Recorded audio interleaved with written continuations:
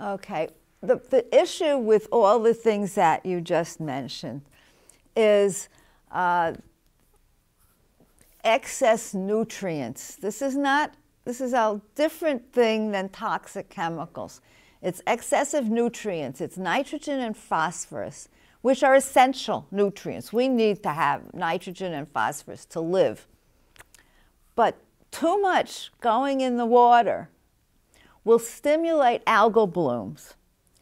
And that sounds good, right, an algal bloom. But when it gets out of hand, it may discolor the water. You may see the water looks like pea soup. There's a problem there, right? Or it may turn the water different brown or something. These tiny individual cell plankton, out of control growth, can't sustain itself very long, and the cells die. And when they die, they sink to the bottom. And when they're at the bottom, they get decayed by bacteria. And in that process, the bacteria use up the oxygen. So the problem is that you have very low oxygen in the deeper parts of the water. And whatever is living there, if animal life is there, it may be too low for them. If it's uncomfortably low and you're a fish, you can swim away and hope to find a better place. If you're a crab or a clam or something that can either move slowly or not move at all, you're stuck. And you may very well suffocate because there's no inadequate amounts of oxygen. If it's too low but not low enough that you're going to suffocate, you're still impaired, your behavior changes, your physiology slows down, you don't grow very well. So being in low oxygen is a very stressful situation, even if it doesn't get low enough to kill you outright.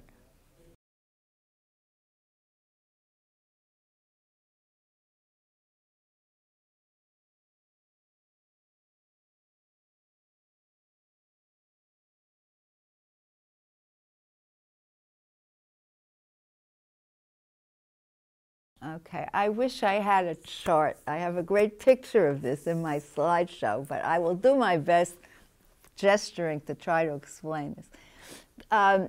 We have in most cities two kinds of sewer systems. One for collecting the wastes from houses or buildings, from the toilets and sinks and whatever, which is going to go to a sewage treatment plant.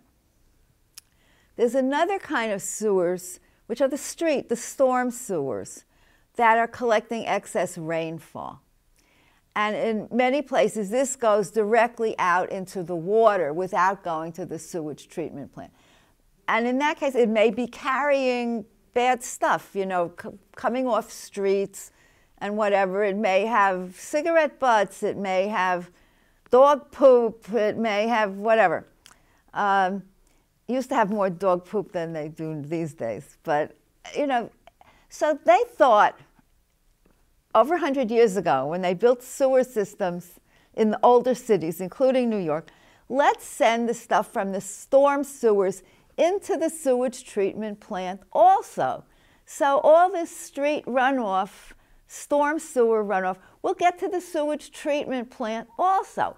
And that made a lot of sense, and that really was a good idea for then.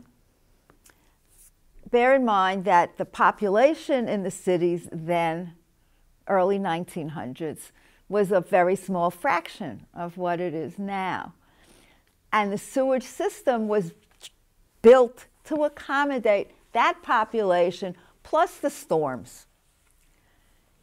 Fast forward to late 1900s, we now have a situation where when it rains more than just a little bit, there's too much water coming into this combined sewer system, and then it can accommodate.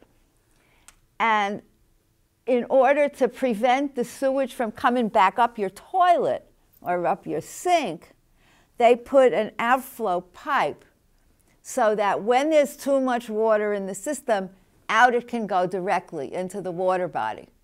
So then that's called a combined sewer overflow. when you have a combined sewer system. And so that what seemed like a good idea 100 years ago to combine them, now on days when because the population is so much more and the sewage treatment plant is coping with 10 times more sewage waste than it had to, all you need is, more than a little bit of rain. It doesn't take a huge amount of rain, that it now overflows because it's too much water for the sewage system. And so that's when the raw sewage, untreated, is going into the water after rain. Rain is the enemy of water quality in this case. What we need is huge storage systems for stormwater. It's in a lot of people's minds. Many cities don't have the free area to build such a thing. It takes a lot of open space without buildings on it.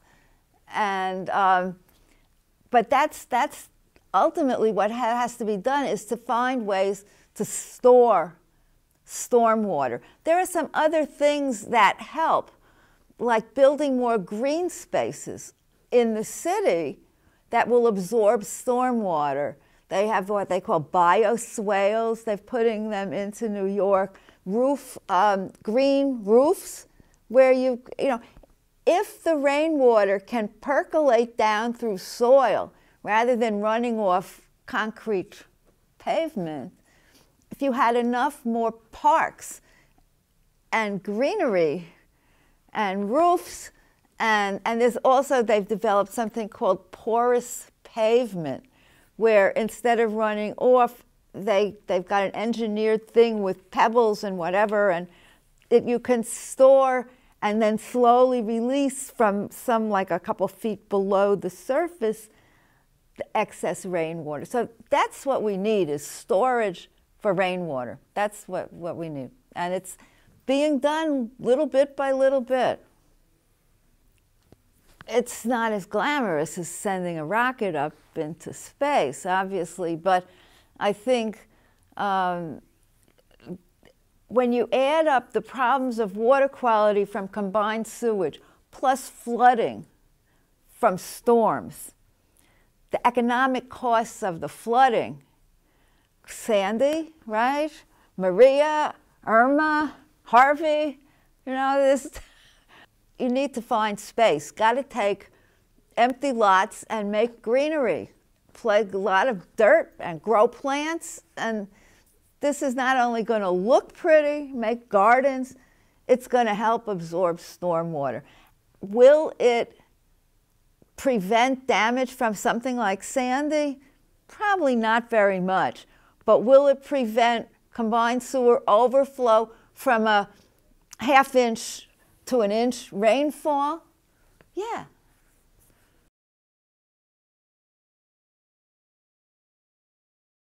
Well, we talked about the oxygen problem.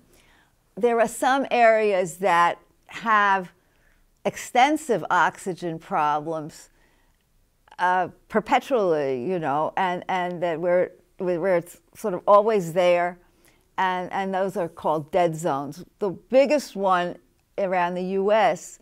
is in the Gulf of Mexico. Every summer, a fairly large dead zone forms. They explain how large it is by saying some years it's the size of Massachusetts, and other years when it's worse, it's the size of New Jersey. It hasn't yet been the size of New York, but that's the size we're talking about, of pretty much unlivable chunk of the Gulf of Mexico. Why is that one so much worse than any other? Think about the Gulf of Mexico. The Mississippi is coming in. The Mississippi is draining the whole agricultural part of this country. So we've got the runoff of fertilizers from dozens of states whose rivers and streams are flowing into the Mississippi, and the Mississippi is coming out into the Gulf of Mexico. So with all this fertilizers coming out there, and the years that it's the size of Massachusetts tend to be not so rainy. The years where there's a lot of rainfall, the dead zone grows to the size of New Jersey. because you add rainfall and you get more runoff and more fertilizer, etc. I don't think anybody is doubting this. I mean, we have doubters about climate change, perhaps, but I don't think we have doubters about low oxygen.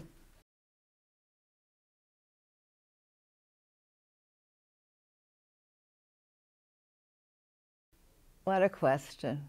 Has anybody not seen pictures of beaches covered with debris, right? Debris, trash, garbage, mostly plastic, might I say. This has been a perpetual problem that has been getting worse and worse. It has been getting, finally, it's been getting attention recently. The past couple of years, it's getting more general press attention. Plastic pollution or marine debris is clearly one of the ugliest types of marine pollution. Maybe the oil spill is equally ugly. But it's not only that it's ugly. Plastic pieces can damage marine life in many ways. Things like plastic bags that can float in the water look kind of to a turtle like jellyfish. You know, it's sort of transparent and it's floating along. Sea turtles like to eat jellyfish, and they are not that clear in distinguishing a plastic bag from jellyfish. So there are many sea turtles eat plastic bags. Also, a lot of whales eat plastic bags. And this obviously doesn't provide any nutrition, and it also gets stuck in their digestive system and clogs up things, and a lot of animals end up dying with a stomach full of plastic bags. I have a picture in my presentation of an opened up whale that had washed, a dead whale washed into, and they opened it up, and they saw its stomach was just jam-packed with plastic bags. Animals also get, in addition to eating plastic, they get entangled in it. Whales, seals, birds get tangled in pieces of plastic, particularly ropes of fishing gear. Time-wise, ropes were made out of some kind of fiber, plant fiber. Now these ropes are made of plastic that never degrades, and it can wrap around the tails of a whale, can wrap around legs of seals, you know, it may eventually kill them, it may certainly injure them. So those are two things. Another thing that has recently been shown is that these pieces of plastic in the ocean also act as kind of a magnet for bacteria, for germs. And they did a study that just came out, not in my book, it's brand new stuff. Coral reefs, where there is more plastic debris on them, the corals have much higher levels of disease. Corals get infectious diseases, just like fish or people. And the corals get more infectious disease when there's been more plastic landing on them than areas of coral where the plastic hasn't fallen on them. So that's a partial answer. There's something else I want to talk about here. Plastic can also break up into tiny pieces called microplastic. When it's around long enough, plastic will not break down chemically, but it will break up into little pieces. And these tiny pieces, you know, often microscopic or like a millimeter or so in size, gets eaten by little animals. And you have the same issue with plankton or baby fish eating tiny pieces of plastic. It doesn't give them any nutrition, and it may clog up their digestive tract. Plus the fact that these little pieces not only act as a magnet for germs, bacteria, but chemicals, toxic chemicals will stick onto them. And this may be a way for more toxic chemicals to get into the food chain. So the plastic is an issue that really needs action. And Suffolk County, we're in Suffolk County here. They passed a law, right, for Suffolk County on plastic bags. We did that in New York City, and then the state reversed it. New York City passed a fee for plastic bags, and then and before it ever took effect, the state legislature reversed it. No comment. The thing was, the law that they passed in the state legislature, they said municipalities bigger than X million, which meant New York City. It meant anybody else can have a plastic bag fee or a law, except New York City. There's municipalities bigger than 2 million or whatever the number was. Now, why? It's okay for Suffolk County to do it. It's okay. I know before Suffolk County, East Hampton and Southampton had it, and a number of towns upstate. But not New York City can't do it. The point is not that people should pay for bags. The point is they should have their own tote bag and bring it with them. Now, we just decided to do it, and we do it. You know, if occasionally we go to the store coming from somewhere else and we have the bag with us, well, all right, we'll take a paper bag from the store. But if you're setting off from your home to go shopping, there is absolutely no reason not to take your own bag and a cloth or a recycled plastic or whatever tote bag and take it with you to the store and bring it home full of food. When they first started putting in pooper scooper laws, and I said, dog owners are never going to do that. And lo and behold, dog owners are doing it. And the streets are so much better. So people can change. I don't know how much grumbling the dog owners did about the pooper scooper. But, I mean, I see them all doing it now. And it's like part of life. And I think bringing a bag to the store is a lot more fun than scooping up your dog poop, you know?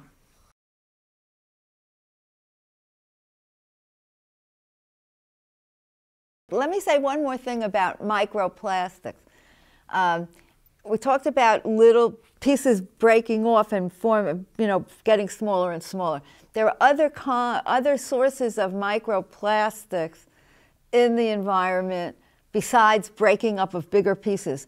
There was, and still is in some parts of the world, but no longer here, stuff that were called microbeads, that were tiny spheres, microscopic spheres that were put in personal care products, you know, for smoothing your skin or toothpaste or something, a little abrasive quality. And I mean, people would look under the microscope at samples of microplastics, and some of them that are a perfect sphere, you know, nothing broke down into perfect spheres. And that was coming from these personal care products.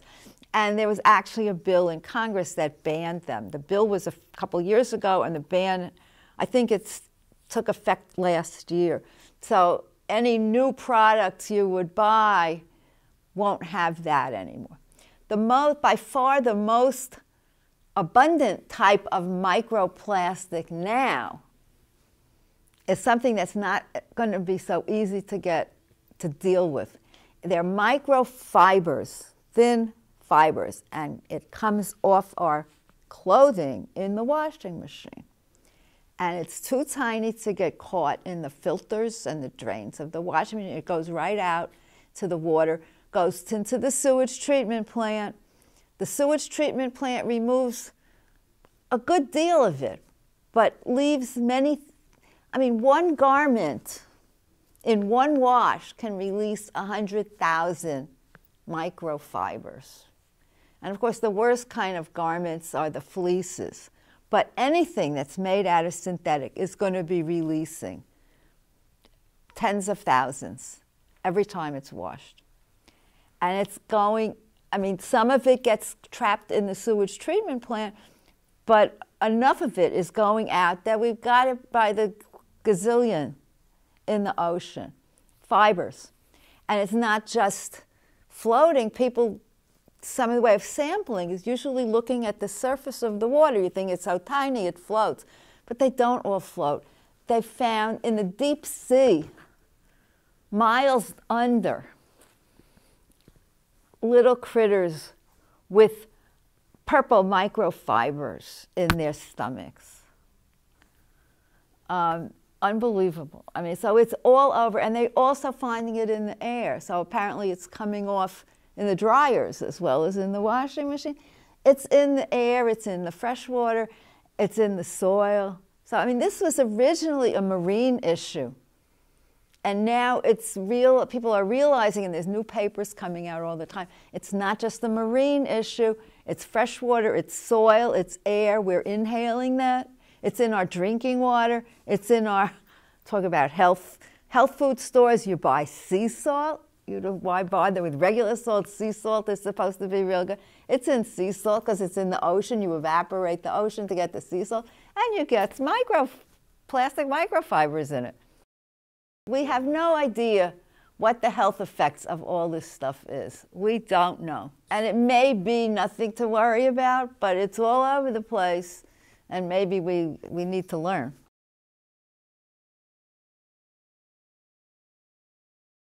These garbage patches, it's not just, I mean, the Great Pacific one is probably the largest, but in all the major oceans of the world, there are current patterns that go round and round. And in the middle there is where stuff accumulates.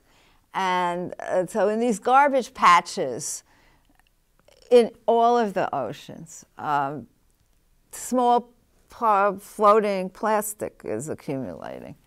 And it's in areas near them, like Hawaii is not that far, you have much more debris washing in to not the developed Hawaiian islands, but there's other Hawaiian islands that are not lived on. They're, you know, going up that way. And they are subject to, you know, winds bringing in far more small floatable plastic than a lot of other places.